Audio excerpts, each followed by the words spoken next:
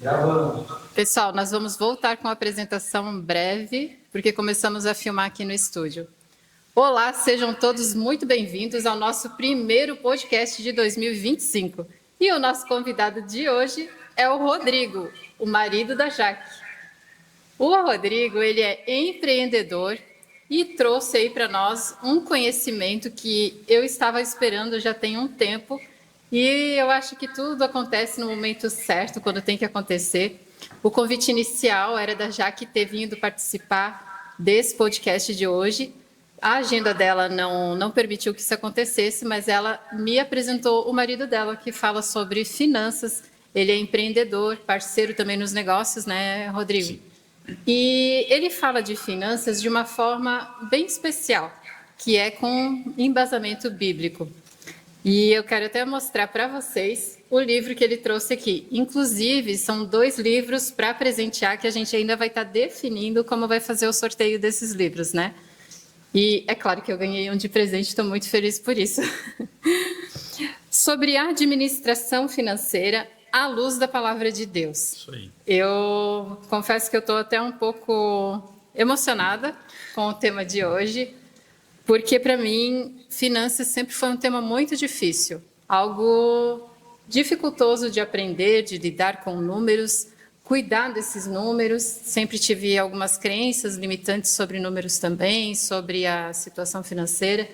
E eu espero que, assim como eu acredito que vai trazer clareza para mim, traga também clareza para as pessoas que estiverem acompanhando a gente, né, Rodrigo? Isso aí. Então, Rodrigo, eu gostaria de te perguntar, primeiramente, como foi a tua base familiar? Quem é o Rodrigo? De onde veio o Rodrigo? E o que levou você a querer lidar com os números, a ter esse gosto pelas finanças? Então, a gente brincou no começo, né? Sou o Rodrigo da Jaque e a Jaque da RH Genial, que é o que todo mundo conhece. E a RH Genial foi a nossa primeira empresa, já há algum tempo. E eu sei a data, só não vou falar porque tem um motivo. E depois, hoje, a gente tem o Genial Cowork, que a gente inaugurou ali na Velha. Mas desde muito tempo, desde muito cedo, eu sempre gostei de finanças, gostei de números. E assim, ó, por incrível que pareça, e talvez sirva até de motivação para alguém que pense assim, não é para mim esse negócio, eu não consigo, eu não tenho jeito. E parece que a gente tem que passar por alguns caminhos, aprender, às vezes, né, o quanto dói na pele, para a gente poder ensinar depois. Dificilmente alguém que vai querer ensinar alguma coisa que nunca aprendeu, e quando eu digo aprendeu, não é aprendeu na teoria, é o aprendeu na prática. Então, assim, eu não era assim. Eu não era organizadinho, eu não era tudo planilhadinho, não era alguém que cuidava, controlava e era organizado, não. Isso aconteceu mais efetivamente depois do casamento, né? Dizem que a mulher faz o homem e isso é verdade, tá? E isso aconteceu depois do casamento. Mas, desde muito cedo, eu sempre via meu pai, na época, com um caderninho, com um papelzinho, escrevendo, colocando lá quanto é que entrava, salário que tinha que pagar todo mês, né? E isso sempre me foi muito curioso.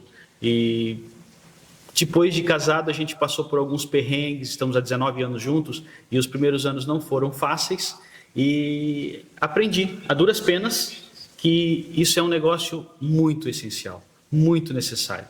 E, infelizmente, hoje, graças a Deus, está começando a entrar em algumas ementas, em algumas escolas, mas vale mais do que muita matéria que se ensina, deveria se ensinar sobre gestão financeira doméstica, sobre organização financeira doméstica, lá no beabá, lá no comecinho, que aí com certeza talvez nós estivéssemos vivendo num país melhor. Então, a gente pode estar falando, Rodrigo, que essa tua afinidade com os números, primeiramente, já veio uma lembrança lá da infância, que Sim. foi através do teu pai, que já fazia esse controle financeiro de uma forma bem simples, Sim. né? Mas ali ele controlava os números. E depois foi por uma dor? Dor. Foi por necessidade. Por necessidade. Né? Foi por dor. E assim, é aquela coisa, né? Ainda bem que a dor veio e eu escolhi o caminho de aprender, de me organizar. Porque às vezes o caminho oposto é o desespero. E aí você pode ter problemas, né? Se você ir pelo caminho do desespero. Porque organizar a vida financeira não é um bicho de sete cabeças, é algo simples. Aliás, quando eu escrevi o meu livro, eu sempre tive o sonho de escrever um livro. Mais, se for possível, né? Mas ter pelo menos um. Só que eu tinha sempre sabe aquele, fica se diminuindo, sabe? Pensando assim, não, eu não vou conseguir escrever. É muito difícil, é um negócio muito maçante, é um negócio muito chato, é muita sopa de letrinha, sabe? E assim, eu não sou gabaritado, eu não sou bom o suficiente. E quando eu, com o passar do tempo, entendi que a grande necessidade é o básico. É o básico. Às vezes nós pecamos, nós erramos, nós nos atrapalhamos na vida, não por coisas gigantes. Não, a gente se atrapalha por não fazer o básico bem feito. Né? A gente fica sempre procurando, quando acontece um problema, das mais diversas áreas, a gente fica procurando, tá, mas onde é que está? Né? Onde é que foi que aconteceu o problema? E na verdade você não vai achar. Muitas vezes, muitas pessoas que a gente aconselha e vai conversar, você pergunta, tá, mas como que começou isso? E a pessoa não sabe dizer como começou, porque na verdade o problema não é grande. São coisas pequenas que foram no passar, no dia a dia, foi se acumulando, e aí virou um problemão no final. Rodrigo, sobre finanças, à luz da palavra de Deus. Eu postei hoje de manhã nos stories do Instagram, que eu achei muito bacana, essa arte que eu quero mostrar para vocês. Quem não pôde acompanhar, dá uma olhadinha nisso aqui agora.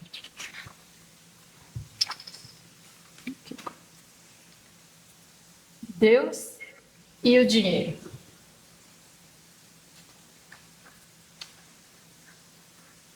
A gente pode começar por essa parte? Podemos.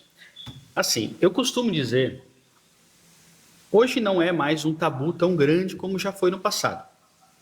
Porque a própria religião, ela tentava separar as coisas. Ah, mas dinheiro é mal. Ser rico é ruim. E as pessoas também, a sociedade em si, ela fazia a mesma coisa com a religião. Né? A religião é ruim, a religião oprime, a Bíblia é coisa de doido. Tinha muito isso lá no passado, né? E hoje não tem mais esse tabu, hoje as pessoas entendem. Mas eu costumo sempre dizer que eu não acredito que a Bíblia Sagrada seja um livro sagrado. Tudo bem, então leia ela como um livro. Não precisa ler ela como um livro sagrado, se você não quer. Mas leia como um livro, porque você vai ver que dentro desse livro, que talvez você não respeite, talvez você não entenda que é um livro sagrado, mas dentro desse livro você vai ver lições para todas as áreas. E eu costumo dizer que esse todas aqui é igual à Bíblia. Quando a Bíblia diz tudo, é tudo. A gente tem mania de dizer, estava todo mundo aqui. Não, todo mundo nem cabe aqui. Né? Mas a gente tem essa mania de dizer. A Bíblia Sagrada não, quando ela fala tudo, é tudo. E eu costumo dizer que na Bíblia Sagrada tem tudo para a vida. Tudo, todas as áreas da vida que você tiver alguma dificuldade, alguma dúvida, se você ler, você vai encontrar lá um norte, um exemplo, uma história parecida. Você vai dizer, poxa, isso estava na Bíblia. Estava na Bíblia. Nada é novo e nada vai ser novo. Então, quando eu pensei também em falar sobre finanças, existem algumas coisas que, com o bate-papo aqui a gente vai falar sobre isso, que não é uma questão de ser religioso ou não. Não é uma questão de acreditar ou não. Existem coisas que você faz, que são princípios, e você acaba fazendo, mesmo que não seja religioso, mas você acaba fazendo porque aquele princípio atrai uma coisa boa, digamos assim. Vamos citar um exemplo aqui que talvez a gente vai falar mais para frente. Ser honesto. Alguém aqui gosta de pessoas desonestas? Ninguém gosta de pessoa desonesta. Não.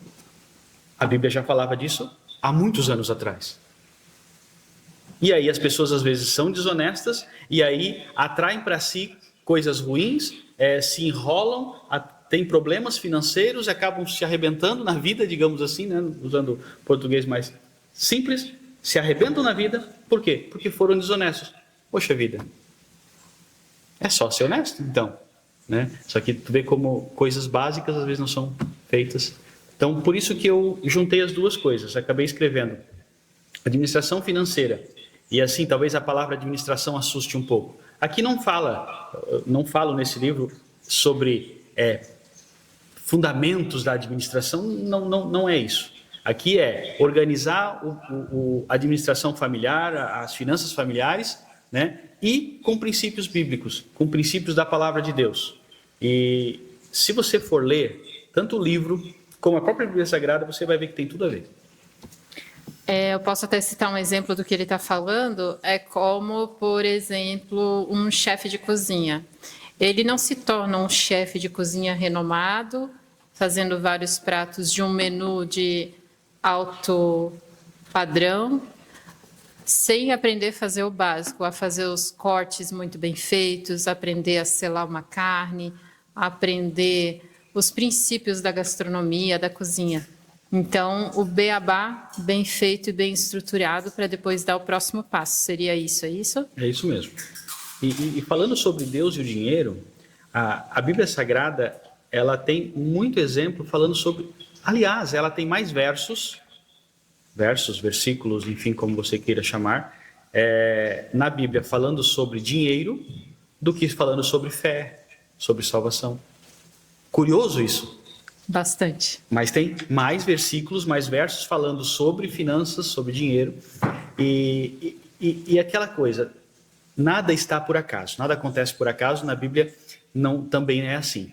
Então, por quê? Porque muitas pessoas perdem a fé, muitas por causa da má administração do dinheiro.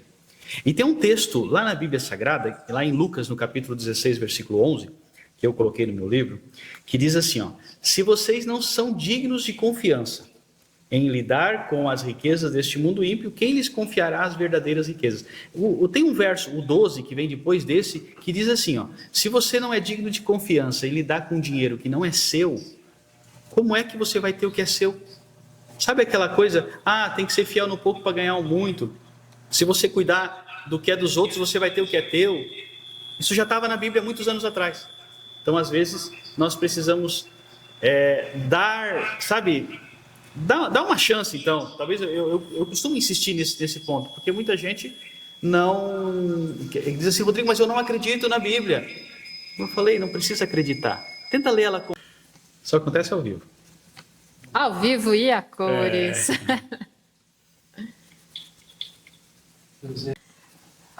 Então, Rodrigo, a gente parou na parte da honestidade, né?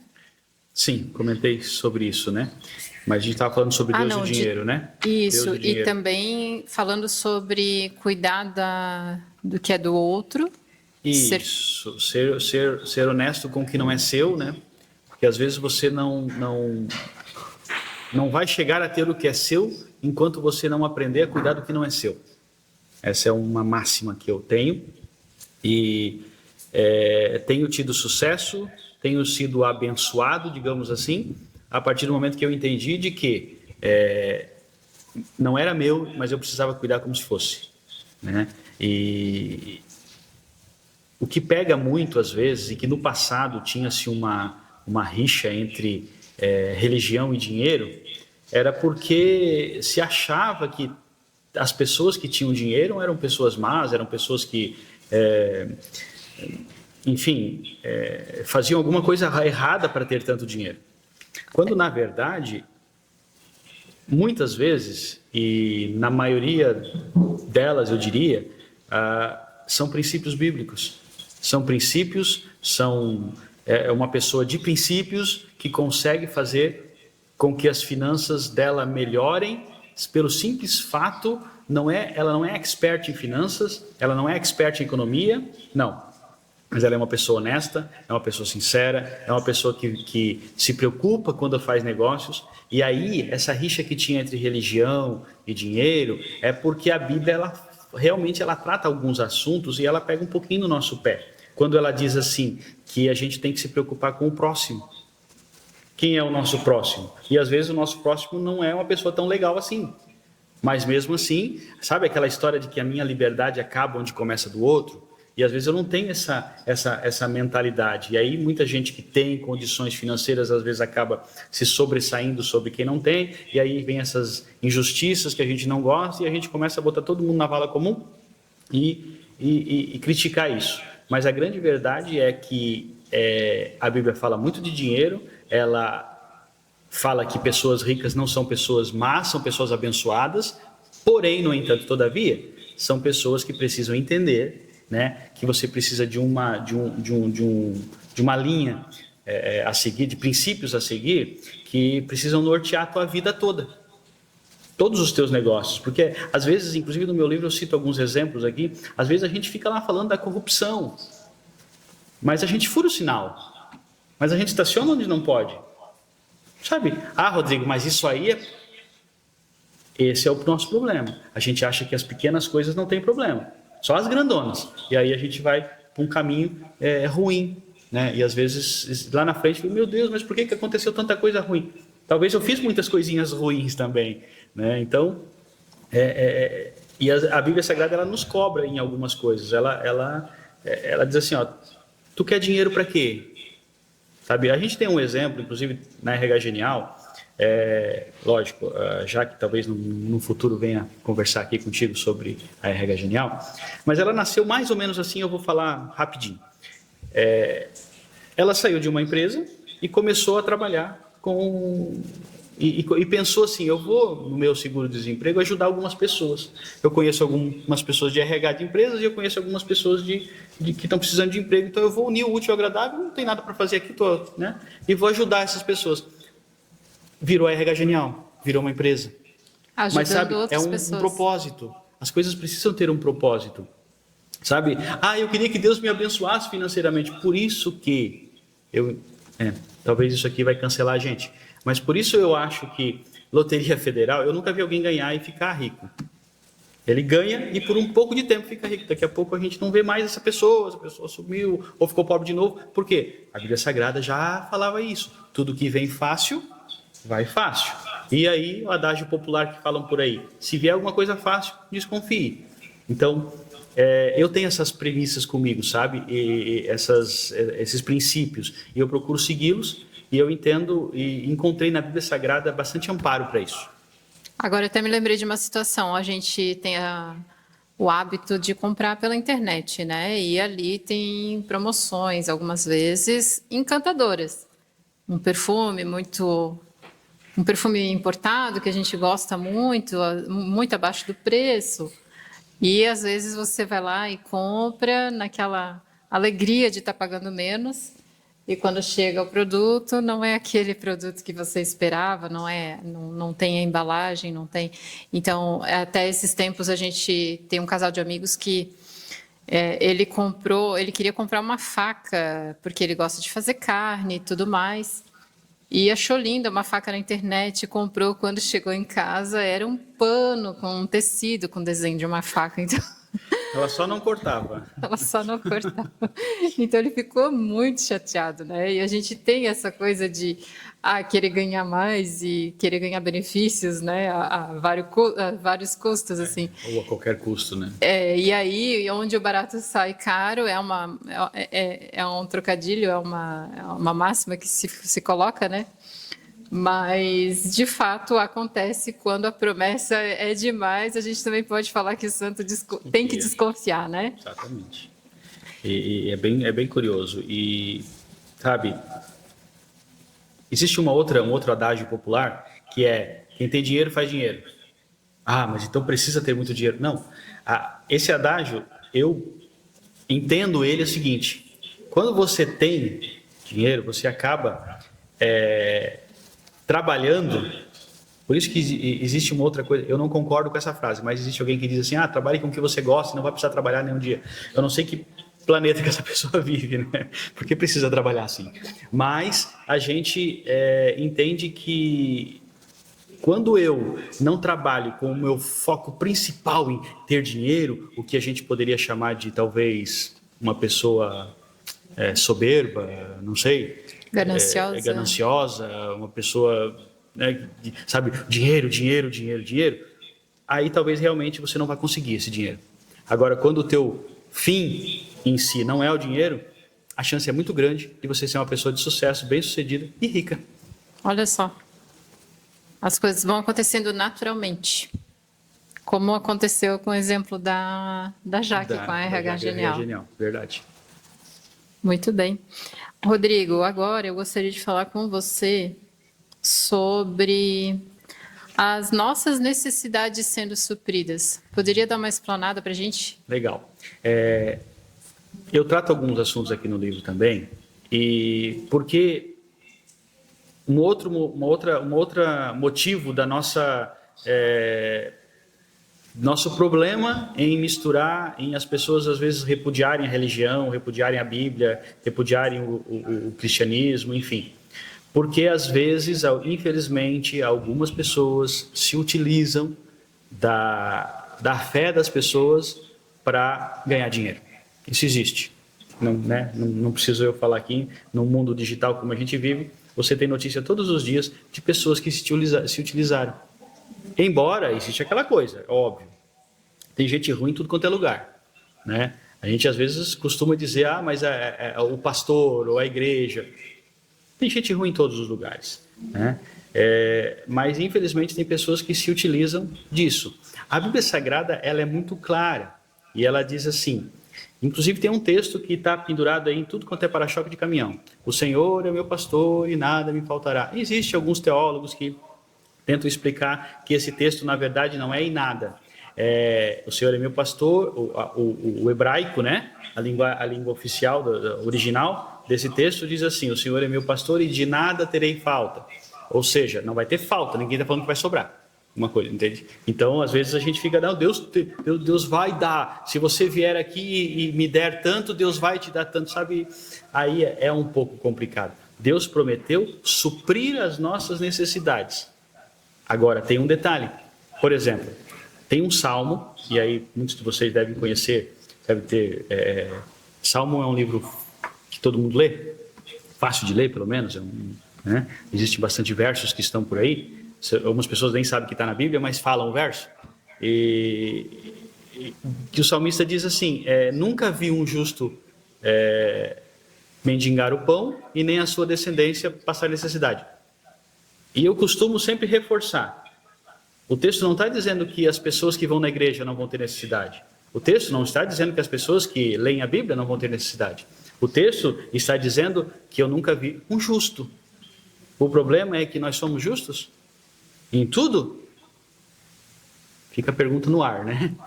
Cada um sabe de si. Não quero responder, né? Eu respondo por mim, né? Sim, não ficar apontando o dedo aqui. Mas eu sei que muitas vezes, em muitas atitudes minhas, eu não fui justo. E como é que eu quero cobrar, né? Da Bíblia, que minha necessidade seja suprida. Embora, quando eu sou justo, quando eu me preocupo com o próximo, quando eu me preocupo em andar dentro de princípios, mais uma vez, não quero acreditar na Bíblia, não precisa acreditar como livro sagrado, mas leia o livro como livro. E você vai ver que muita coisa que o seu pai dizia, o seu avô dizia, o seu bisavô dizia, está na Bíblia. Né? Talvez ele nunca leu, ou nem sabia ler, mas está lá na Bíblia. Alguém ensinou e ele pegou como verdade, como princípio e como base para o próprio desenvolvimento, né? Exatamente. E aí vai passando de geração para geração. Agora, até hoje, um colega comentou comigo assim, nossa, tem gente que nasce com uma sorte, já nasce numa família rica. E eu disse, é verdade, mas existe um princípio bíblico também, que é a colheita e a semeadura, né, Rodrigo?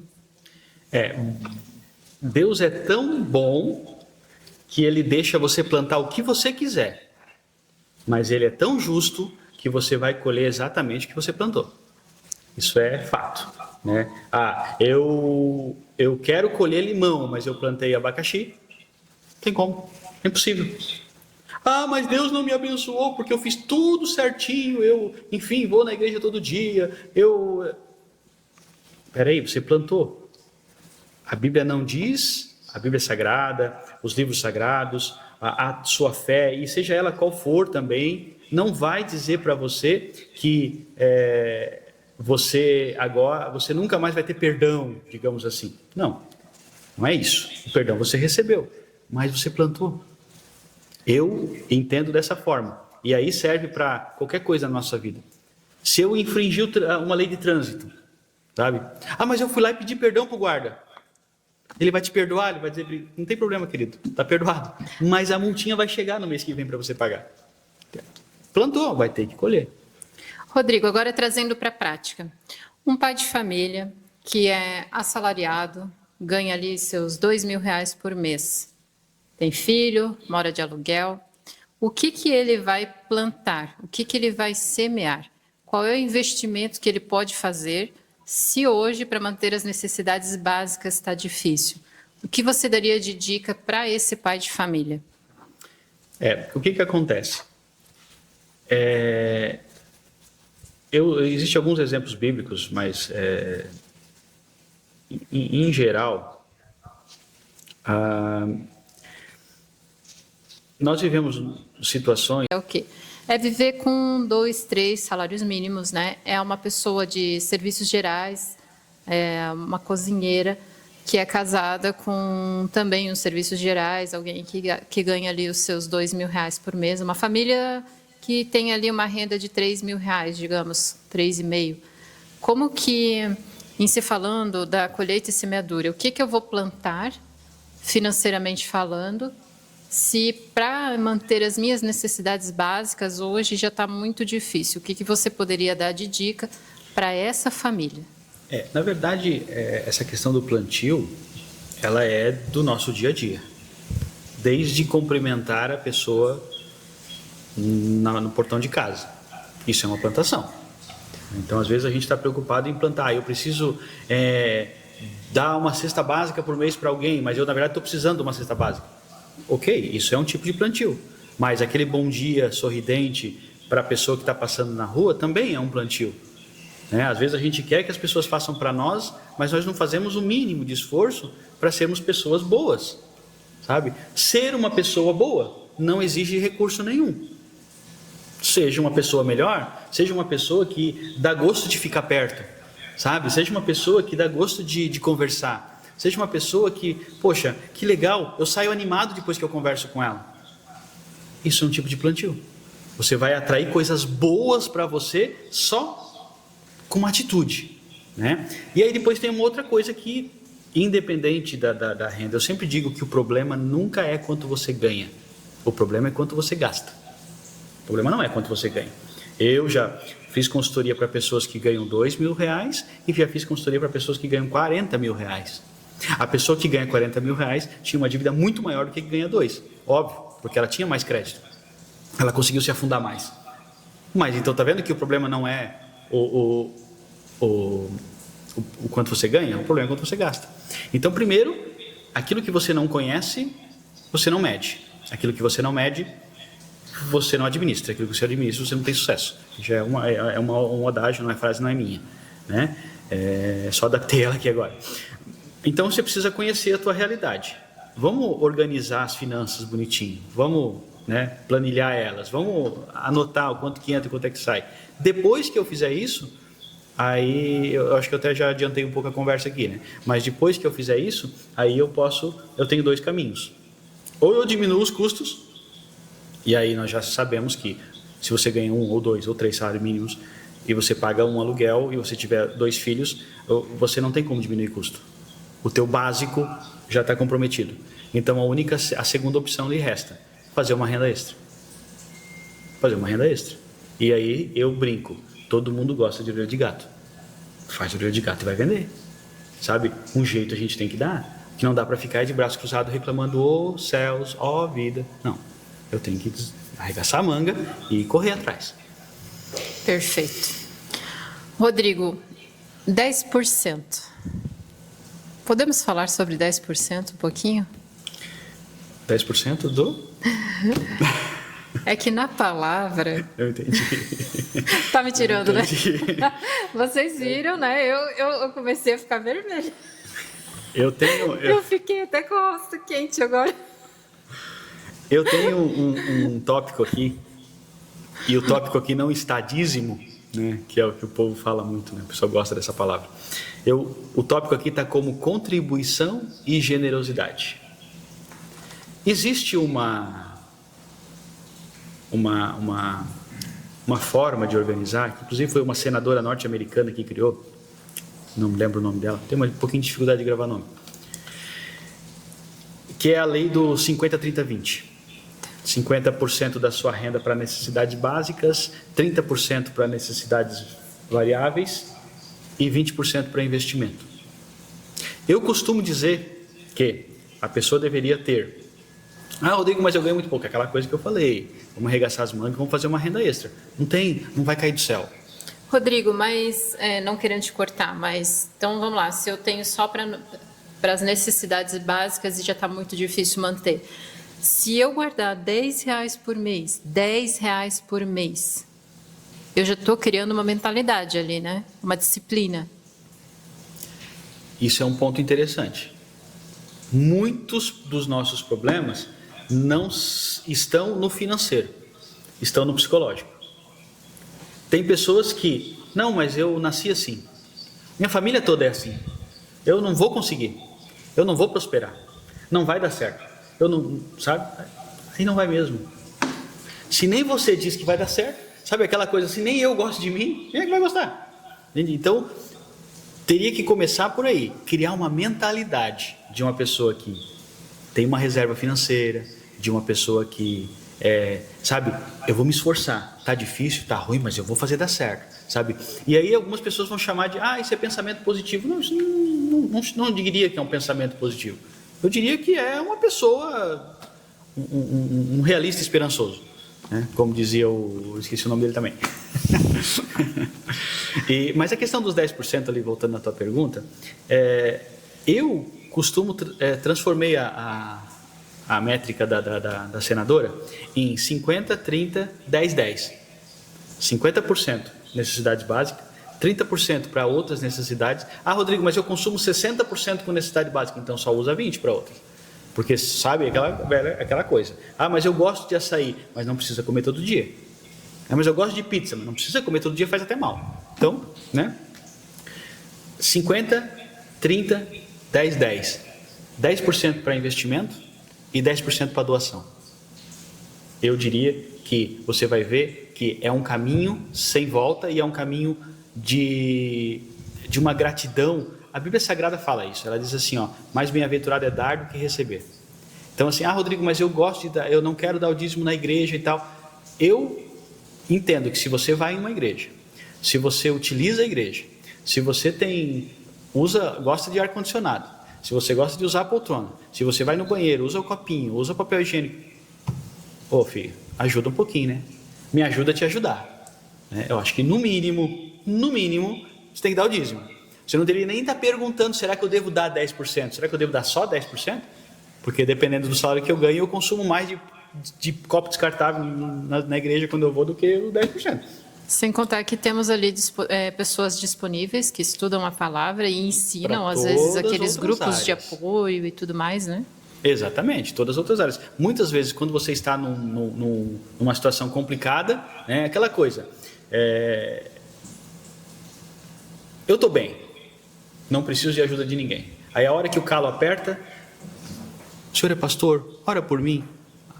Agora a oração presta. Agora pastor presta. Então normalmente o ser humano é assim. Então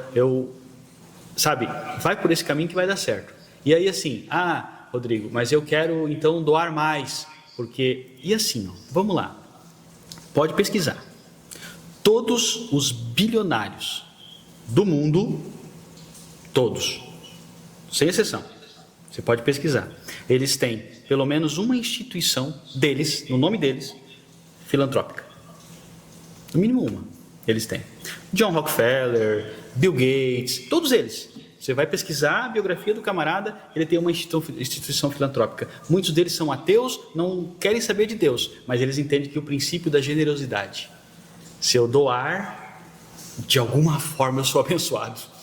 Eles acreditam nisso. E eles têm as entidades filantrópicas dele e fazem essas doações. Então, gente, sabe, é aquela coisa. Eu quero ser abençoado na área amorosa? Dá amor. Eu quero ser abençoado na área financeira? Dá dinheiro.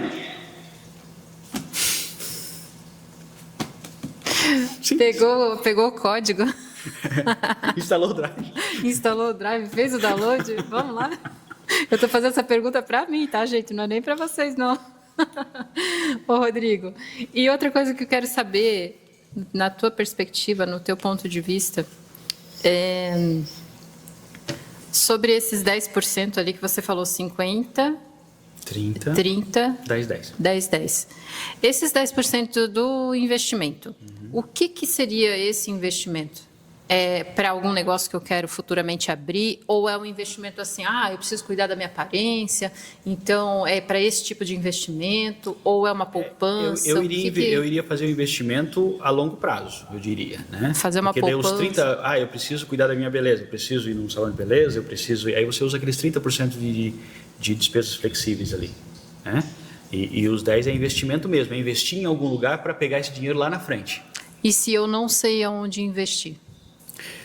Hoje existem, né, se alguém quiser patrocinar a gente fala do nome da instituição. Se não, existem N instituições que ajudam você a investir.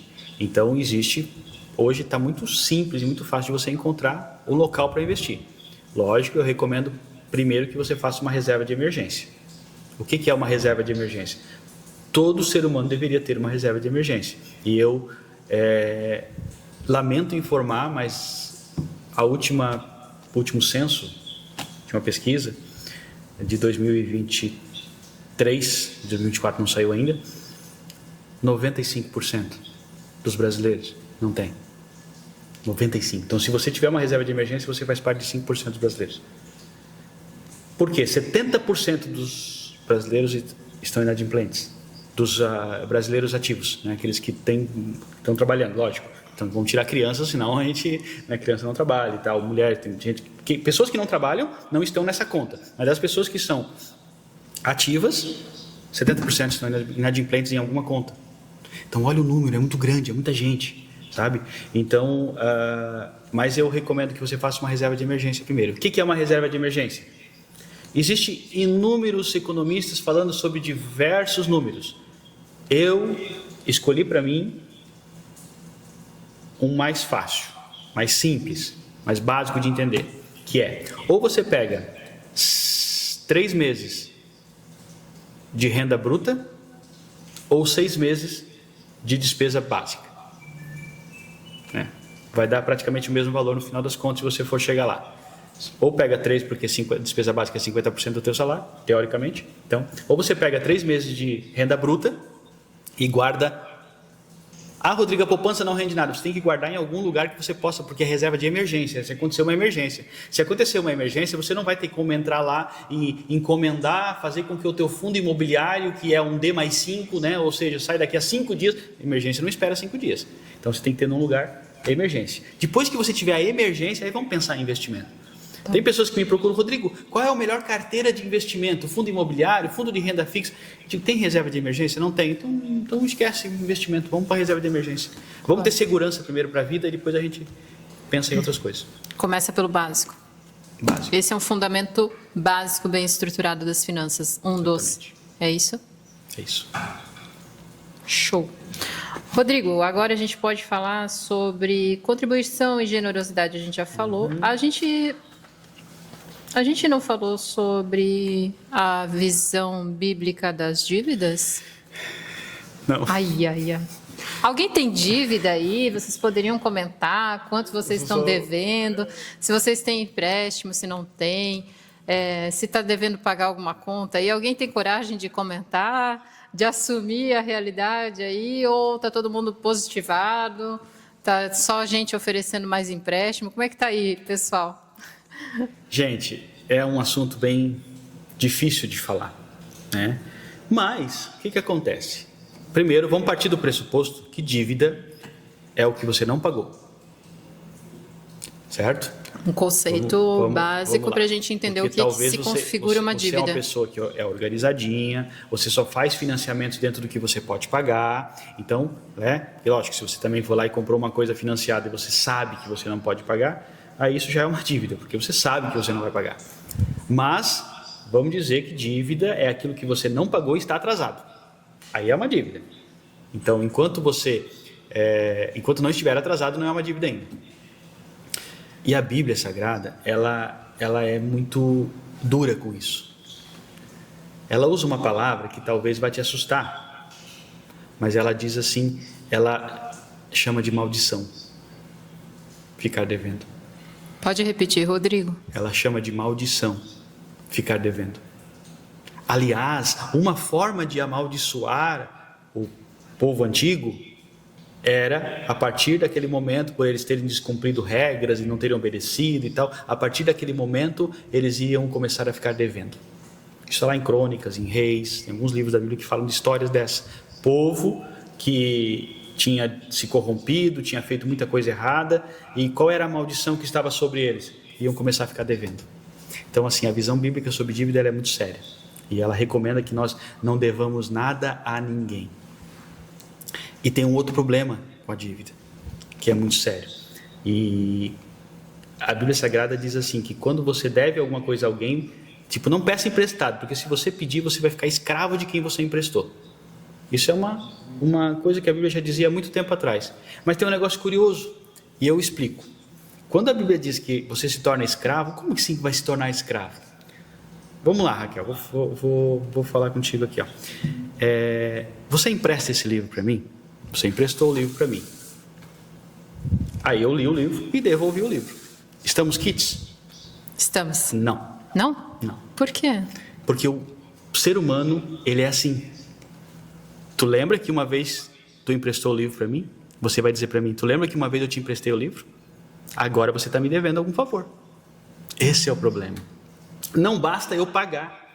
Eu vou lá e peço R$50 emprestado e depois eu pago os R$50 como prometido. Teoricamente era para estar quites. Não é à toa que a Bíblia diz que se torna escravo. O resto da vida você vai ficar devendo favor. Porque um dia você emprestou, porque um dia você ajudou, você pediu ajuda. Então agora você está devendo favor. Então no meu consciente eu já sei que agora quando você me pedir eu vou ter que emprestar. Exatamente. Porque você já me emprestou. Então isso que é o negócio essa ruim. É a escravidão que se fala. Que se fala na Bíblia e é uma realidade, sabe? Quantas pessoas que às vezes a gente diz assim, tu não vai me ajudar, mas tu lembra que lá em 1914... Gente, já faz tanto tempo, já te paguei essa dívida umas 30 vezes, tu não para de cobrar. Infelizmente o ser humano é assim. Por isso que cuidado para quem você pede favores. Cuidado. Então a visão bíblica sobre dívidas é maldição. Você não maldição. ficar devendo, não é para ficar devendo. Maldição e escravidão. Rodrigo, mas e como é que eu faço então? Eu já entrei nessa. Até porque ela fez uma pergunta aqui, alguém não está devendo? Sabe, eventualmente alguma vez na tua vida, talvez você ficou. Ou talvez hoje ainda esteja. Né? E aí, qual que é o caminho que eu aconselho, que foi o que a gente falou lá no começo? Vamos fazer uma renda extra para quitar essa dívida logo? Vamos se esforçar, vamos reduzir, vamos consumir só o básico mesmo, sabe? Vamos cortar alguma coisa para se livrar dessa dívida, porque isso, gente, é até melhor para dormir. Convenhamos, né? Talvez o remédio que você toma não vai precisar mais tomar, porque isso é só porque a tua cabeça está atribulada, porque você não consegue mais pensar em outra coisa a não ser na bendita da dívida que você tem, né? E aí quando encontra a pessoa tem que cortar a volta, tem que, sabe? Essas coisas assim. Que daí também é um tipo de escravidão, né? Porque a tua mente fica ligada naquilo o tempo todo. Exatamente. Agora, então, a gente falou um pouquinho de contribuição e generosidade, né, Rodrigo? E dicas para organizar suas finanças. Já foi falado algumas coisas, né? Eu não sei se tu gostarias de acrescentar algo. Eu diria que existe algumas máximas aqui no livro, tem algumas frases aqui que todo mundo está acostumado. Sabe aquela coisa, não vai no mercado sem fazer uma listinha antes, porque com certeza você vai vir com coisas que você não precisa, sabe? Não gaste mais do que você ganha. Rodrigo, mas isso todo mundo sabe. Sim, só que ninguém faz, né? Então, além dessas coisas, eu diria, para começar a organizar, é simples. Você precisa anotar tudo que entra. Esses tempos atrás eu conversei com uma pessoa e a pessoa disse assim: Rodrigo, eu estou chutando valores aqui, tá? Eu ganho R$2.500. A minha despesa é essa. Me apresentou uma lista ali e a soma da lista dava R$2.000. Eu disse: bom, então a gente vai ter que descobrir quem está te roubando, né? Porque alguém está roubando esses R$500 que está faltando, ou ele está sumindo da sua carteira, né? E aí eu disse para ele: a partir de agora você anota tudo. Eu vou lá na padaria tomar um cafezinho, anota lá. Rodrigo, mas é R$3,50. Anota. Mas eu passei e comprei um Trident. Rodrigo, mas é R$1,50, R$1,80, R$1,90, não sei quanto é que está o Trident agora, acho que está mais caro, né? Porque a gente não tem inflação. A gente não tem inflação. E aí, anota. E quando ele anotou tudo, ele viu que ele gastava R$2.600, ou seja, ele gastava mais... Travou aqui. Com licença. Deu certo. Ele gastava mais do que ele ganhava, na verdade.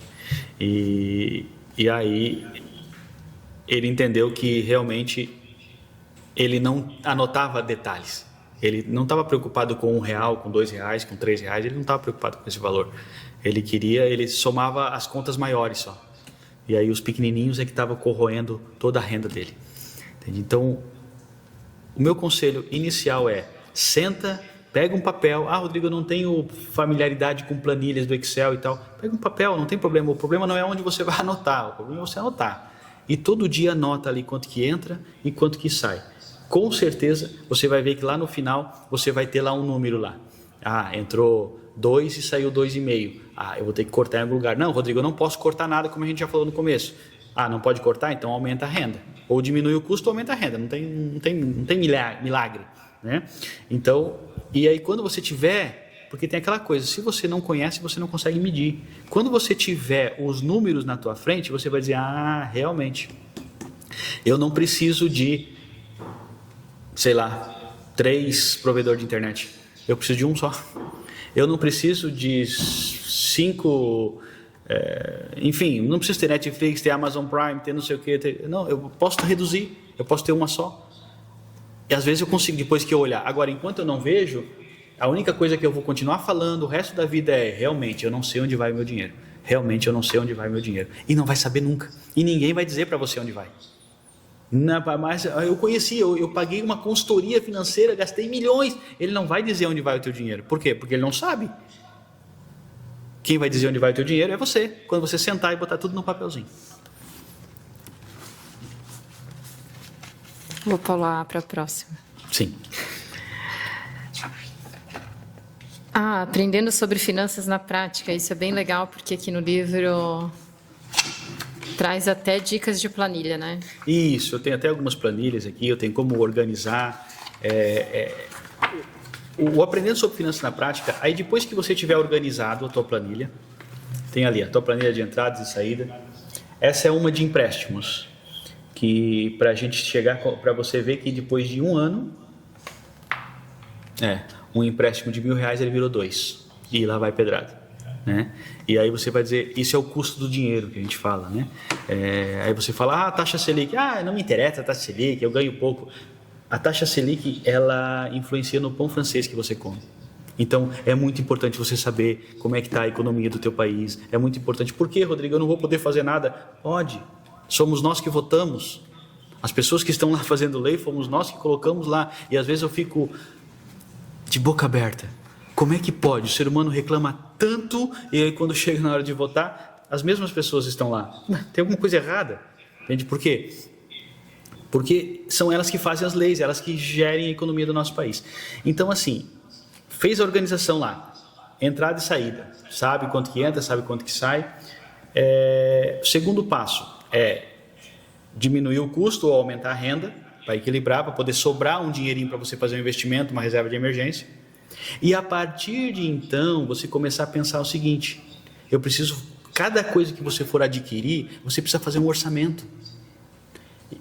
Você precisa fazer um orçamento de como você quer, o que você quer daqui a 5 anos, daqui a 10 anos. O problema é que a gente vive tão, talvez, desorganizados, que a gente só consegue pensar no dia de hoje. Sei lá o que vai acontecer amanhã.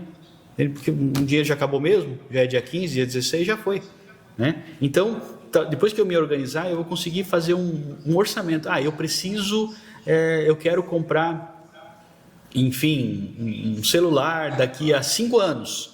Quanto custa esse celular? Custa R$5.000. Em 5 anos eu tenho que guardar no mínimo R$1.000 por ano.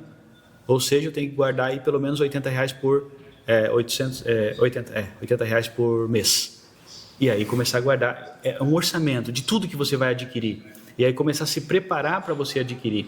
Por quê? Porque senão você vai ser corroído pelo custo do dinheiro. O que é? Eu não tenho condições, e aí vai no crédito, e aí parcela em 12, parcela em 24, parcela em 48, e aí está com a vida parcelada. Chega uma hora, não tem mais como adquirir nada porque está tudo parcelado. Sabe? E digo aqui de cadeira, sabe? De conhecimento de causa, de experiência própria. O problema não é o quanto você ganha, sabe? O problema é você administrar bem as suas finanças e cuidar com a impulsividade. Eu preciso, né? Eu quero. Primeira pergunta. Eu quero. Eu preciso? Às vezes eu vou chegar à conclusão que eu não preciso. Mas às vezes eu quero e preciso, mas eu não posso. Então eu não compro. Sabe? A gente está se afundando em dívidas às vezes porque a gente não faz essas 3 perguntinhas básicas. Eu quero, eu posso, eu preciso, eu posso, né? Se você responder sim para todas elas, então bora lá. Agora, se responder não para alguma delas, então não compre, sabe? E depois que estiver organizado, depois que você faz orçamento, você tem que começar a fazer o dinheiro trabalhar para você. Eu costumo dizer, o cartão de crédito é uma ótima ferramenta. Você consegue guardar pontos, guardar milhas, nunca consegui comprar muita coisa com isso, mas você consegue. Consegue. Agora, outra coisa que consegue fazer é eu usar o cartão de crédito não porque eu não tenho dinheiro, mas porque eu não quero usar o dinheiro. Se você chegar lá, quero comprar esse livro, R$1.000 o livro, quanto é que você me dá de desconto à vista? Não tem desconto à vista. E parcela em quanto? Em 10 vezes. Essa conta eu também nunca entendi, né? Alguém não está fazendo conta lá na empresa, porque parcelar em 10 vezes é muito mais caro. É claro que eu quero receber à vista, mas eu não vou dar nada de desconto, nada. Então parcela em 10 vezes. Aí eu pego esse R$1.000 e guardo. E além de não gastar o dinheiro, ainda ganho juros, né? Agora, se você vive enrolado, digamos assim, o que vai acontecer? Você vai sempre parcelando, e daqui a pouco vai estar com a vida parcelada. Aí já compromete a renda só em parcelamento. Só em parcelamento. Rodrigo, e que rolo é esse? Que show é esse do Pix? O que está acontecendo? Gente... Vamos pagar imposto, não vamos? É fake news? É realidade? O que está acontecendo? Esse é um assunto bem polêmico, né? Aliás, tudo hoje vira polêmica, né? Não dá para entender. Estamos aí conectados 24 horas e todo mundo tem acesso, o que é bom, mas eu costumo dizer que nós estamos vivendo uma geração, a geração que mais tem acesso à informação. No entanto, é a geração mais desinformada. Parece doideira o que eu estou falando, mas é uma realidade.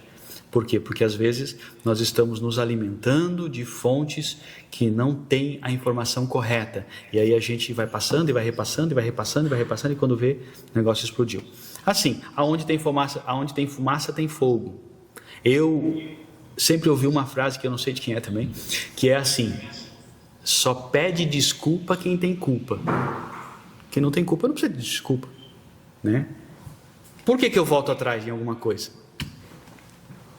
Não fazendo aqui, apontando o dedo para governo A e B. Mas para que eu, sabe? Nesse negócio do Pix, se não tivesse problema, ninguém tinha voltado atrás. Mas, vamos lá. Vamos tentar explicar rapidinho. Não, em primeiro momento ele não seria tributado. Ninguém vai pagar por estar fazendo o Pix. O que aconteceu foi uma normativa. Aliás, eu recomendo que vocês pesquisem todas as normativas que a Receita Federal faz todos os anos. Ela faz um monte de normativa. Já existe desde 2002, se não me engano, uma normativa de que toda a movimentação bancária acima de R$2.000, todos os bancos têm que informar a Receita Federal. Todos. Mas e por que o Pix não era assim? Porque o Pix não existia. em 2000. O Pix é recente. E não tinha normativa sobre ele. Então eles foram lá e fizeram uma normativa. A partir de a soma de R$5.000 no mês, você vai lá e comunica a Receita Federal. Depois a Receita Federal vê o que faz com isso. A Receita Federal tem a nossa informação da nossa vida toda. Né? Assim, óbvio, né? E aí eu tomo um pouco de cuidado, né? Porque hoje nós vivemos na época do cancelamento, né? Tudo é cancelado. Mas, onde tem fumaça tem fogo. Como eu já falei. Essa questão do Pix, era uma normativa que a Receita Federal solicitou para todos os bancos, e não só bancos, porque daí tem um negócio, a maquininha. Hoje qualquer pessoa tem uma maquininha. Antigamente isso não era, poucas lojas conseguiam ter uma maquininha. Hoje qualquer pessoa tem uma maquininha. Vai lá e pede o nome do CPF e vai dar-lhe maquininha. Eu costumo dizer assim, se você estiver 100% legal, não vai ter problema nenhum. Você pode transferir R$10.000, R$1 milhão. Eu já declarei, ou eu vou declarar esse valor, então não tem problema nenhum. Agora, se eu sonego, gente, eu insisto, não é o Pix o teu problema. Não é o Pix. O Pix vai ser uma forma da Receita Federal saber mais rápido. Mas mais dia, menos dia, ela ia saber. Por quê? Porque lá na sua conta bancária ia estar esse dinheiro. Ela não ia saber de onde veio. Por quê? Porque não tinha informação do Pix. Né? Mas ela ia saber que o dinheiro estava lá na sua conta. E aí, uma pessoa que é MEI, que pode faturar R$81.000.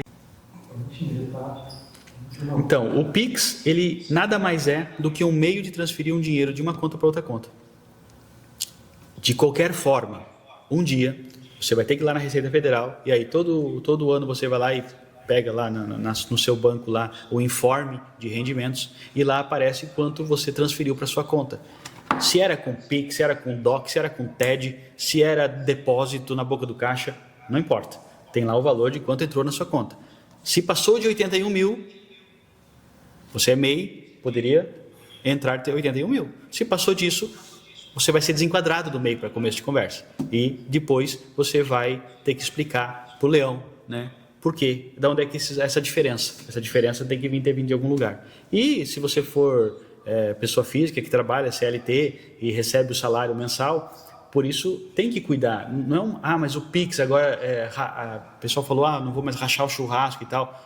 Mas isso sempre foi um problema, sabe? Entra tudo na minha conta para eu pagar um negócio que não foi um consumo só meu. Eu vou ter que explicar isso um dia, se eu cair na malha fina. Vou ter que explicar. Então, assim, realmente o Pix ele foi mal informado, que eu não consigo entender, né? Até estávamos comentando antes de começar, eu não consigo entender um governo, né? E eu não estou falando de governo enquanto partido político, né? Eu estou falando governo do país, cheio de pessoas lá instruidíssimas em comunicação e marketing, não conseguir fazer uma comunicação adequada, sabe? Deixar que a comunicação não chegue como ela tem que chegar, né? Pior, não se esforçaram nem para explicar, só foram lá e disseram, não, realmente a gente vai tirar porque esse negócio aqui está muito mal feito. Foi isso que eu entendi, né? Como brasileiro, está mal feito, estão tirando do ar. Já viu como está mal feito mesmo? Então, por aí. Mas assim, realmente o Pix era a única normativa da Receita Federal, a partir de agora eu quero que vocês avisem para nós. Por quê? Porque até hoje, saibam vocês, tudo que for transferência, DOC, cheque, TED, depósito bancário, tudo isso os bancos já informam para a Receita Federal. Sempre informaram. E nunca teve nenhum alarde, nunca teve ninguém preocupado com isso. Aliás, deveríamos estar de qualquer forma. Então, o Pix era só mais uma forma de comunicar que esse dinheiro estaria chegando na conta. Por onde que veio? Não veio nem por DOC, nem por transferência, nem por depósito bancário. Veio por Pix. Pronto, beleza, fechou. Agora o resto deixa que eu me viro. A Receita Federal ia lá e pegava todos os teus rendimentos, todas as tuas entradas, todas as tuas saídas e te chamava para conversar, para dizer se você devia ou não para o leão. Muito bem, obrigada, Rodrigo. Acho que expliquei, né? Sim. Como é que eu vou explicar? Porque bastante gente ficou confusa, né, com essa publicação, com essas postagens, e aí vem as piadas também, os memes, então vai só aumentando. E não só, isso foi uma coisa mais séria, não só a desinformação. Teve, infelizmente, né, a gente vive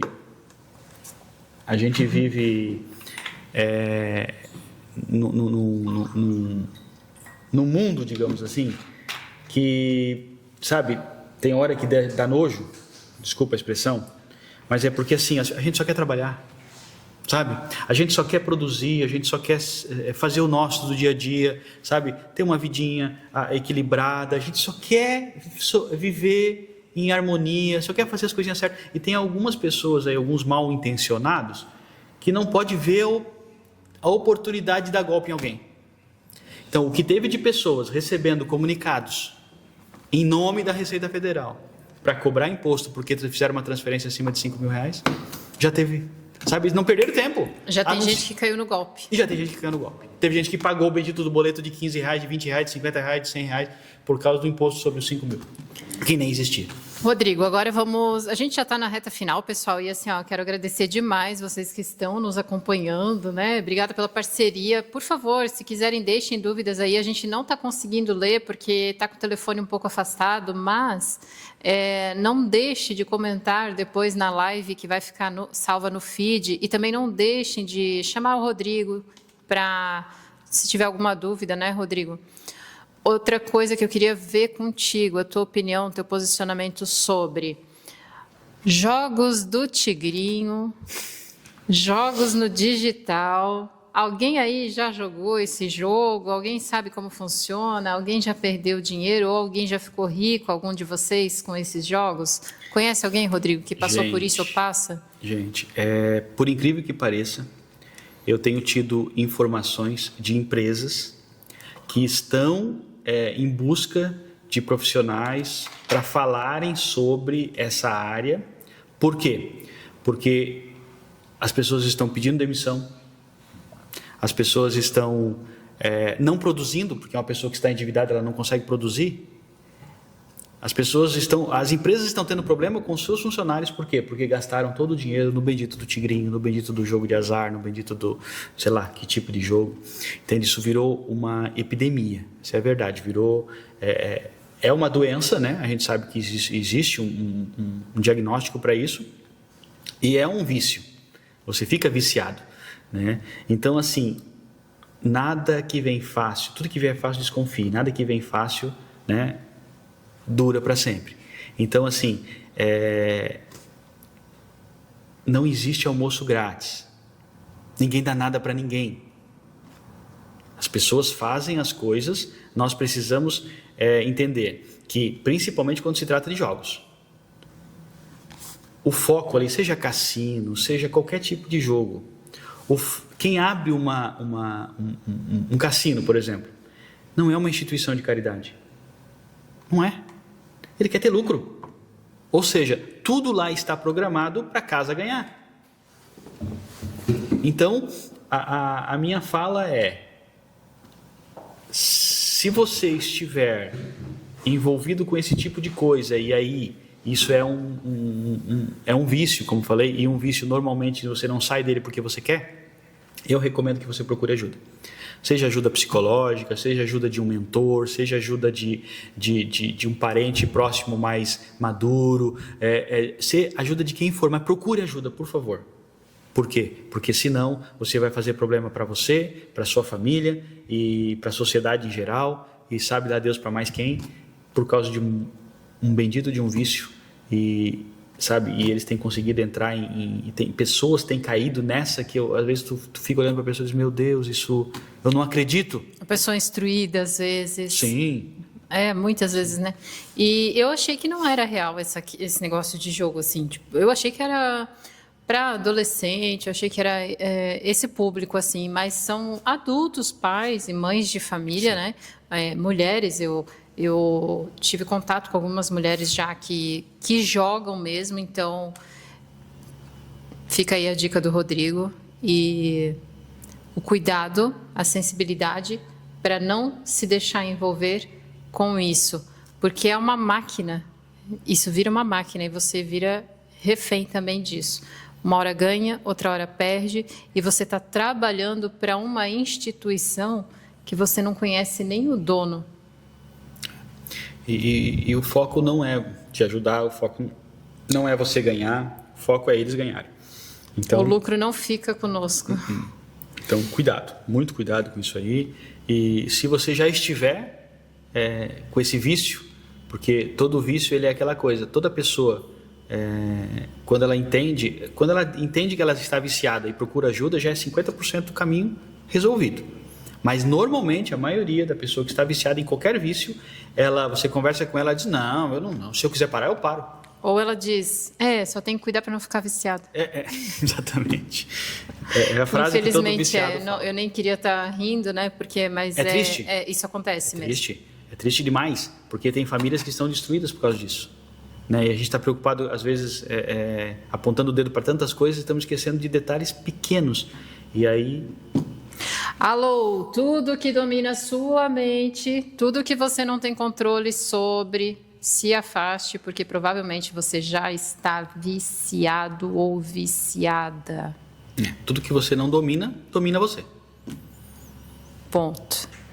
Rodrigo, outra coisa é a questão da moeda digital. Ouvi falar Drex. Alguma coisa. Como que fala? Drex? Drex. D-R-E-X? D-R-E-X, é de digital, real... Exponencial. Não, digital, real, eletrônico. E o X ali é de conexão. Tá. Enfim.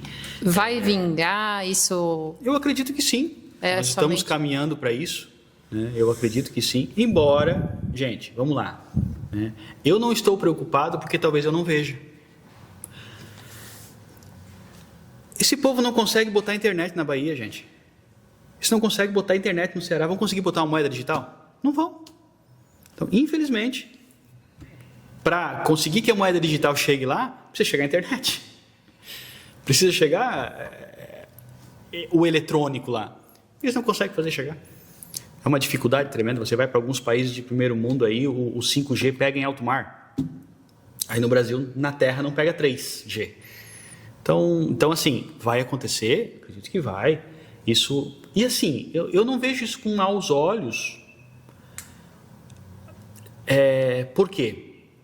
Porque hoje, se você for analisar, tirando agora que com essa onda do Pix, aí eu vi um monte de gente sacando dinheiro e andando com dinheiro no bolso, agora de novo, né? O pessoal voltou a usar a cédula. Mas, tirando esse momento agora, quantas pessoas que eu já vi dizer assim, eu não ando mais com dinheiro. É só transferência, Pix, ou seja, a tua moeda já era digital. Você não via moeda mais, você já só transferia. Recebia por transferência e pagava por transferência. Ou seja, você sabia que você tinha um valor lá. Não vai ser mais chamado de real, vai ser chamado de Drex. Pode chamar de Dinossauro Rex, vai continuar você não pegando ele na mão. É a mesma mecânica, né? O mesmo formato, muito parecido, assim, sabe? Então, por isso que eu não vejo assim, meu Deus, vão acabar. Controlar cada vez mais, né? Por isso que cada vez mais vai ficar difícil. E é aquela coisa, né? Eles conseguem controlar tanta coisa e não conseguem proibir celular na prisão. Não sei. O que eu falo? Pessoal, o Rodrigo deu 2 livros incríveis. Quer dizer, é o mesmo livro, mas ele vai ter 2 exemplares para a gente estar sorteando. E a gente decidiu que, quando a gente postar essa live no feed, os 2 primeiros comentários de quando foi criada a RH Genial e o outro comentário, quando foi criado... O Genial Coworking. O Genial Coworking. São as 2 empresas que a gente tem. Inclusive, segue lá. Já sigam no Instagram. Se você precisa de um espaço para fazer a sua reunião, atender o seu paciente, você que é psicólogo, mentor, instrutor... Nutricionista, advogado, corretor, enfim, temos espaço lá. Para profissionais autônomos ou reunião... Enfim, tem toda uma estrutura que é muito lindo, por sinal. E eles têm uma paleta de cores que a Jaque... Essa paleta de cores da Jaque fez sucesso, inclusive está até no livro aqui do Rodrigo, sim, né? Então, sigam a RH Genial e Genial Coworking. Genial Coworking. Os 2 primeiros comentários vão ficar com o livro do Rodrigo, mas não vale ser da mesma pessoa, tá, gente? E aí eu me disponibilizo a estar combinando com a pessoa para fazer a entrega pessoalmente. E quem quiser adquirir o livro do Rodrigo também, então, é só chamar ele no direct. Tem na Blue Livro, tem no Amazon, tem na Eduz e comigo lá no Cowork também. Com a Jaque também, com a Jaque, né? Só procurar a gente. É um livro, ele ficou muito bonito o livro, parabéns, Rodrigo. E ele é bem de muito fácil entendimento, bem legal. Até vou pedir para o meu... Leitura simples. Vou pedir para o meu filho ler também. Agradeço muito a oportunidade de ter tido esse bate-papo contigo. Agradeço a Jaque por ter indicado o Rodrigo para estar vindo aqui hoje. E, principalmente, por estar trazendo mais clareza para todos nós. E vamos para frente, vamos construir aí um 2025 com bastante maturidade e responsabilidade sobre finanças. Só depende de nós. Até porque se dependesse dos outros... É verdade. Rodrigo, muito obrigada pela participação e pelo carinho. Eu que agradeço. Obrigadão. É isso aí. Honra. Pessoal, obrigada por terem nos acompanhado nesse primeiro podcast ao vivo. E até quinta-feira que vem teremos o próximo, que vai ser uma advogada. Então, vocês já tragam as suas dúvidas. Muito obrigada, Rodrigo. Obrigada, pessoal. E agradecendo também, é claro, esse espaço incrível do Maurício Fotografia. Se você quer agendar o seu podcast, entre em contato com o Maurício Fotografia, que tem uma equipe sensacional, equipamentos lindos, um cenário maravilhoso, onde a gente